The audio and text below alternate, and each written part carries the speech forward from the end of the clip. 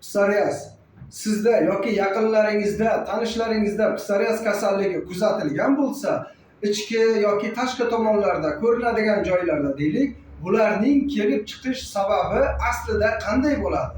Ular quyidagi sabablarga binoan paydo bo'ladi odamda.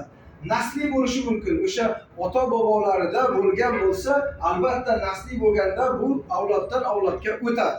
Ikkinchisi, har xil stresslar evaziga o'sha avariya bo'lgan, yong'in yoki boshqa kuchli bosim ostidagi bo'lgan stresslar evaziga paydo bo'ladi. Undan keyin infeksiyalar evaziga ham o'sha psoriaz kasalligi paydo bo'lishi mumkin. Teri zararlanishini evaziga urilishish, yiqilish yoki boshqacha yallig'lanishlar evaziga ham psoriaz paydo bo'lib qolishi mumkin. Turlari bor. Bundan tashqari, zararli odatlar, o'sha ichish, chekishlar yoki boshqa zararli odatlarning evaziga ham psoriaz paydo bo'ladi. Kimikal dorilarni haddidan ortiq ko'p iste'mol qilish ham psoriaz kasalligining rivojlanishiga olib keladi.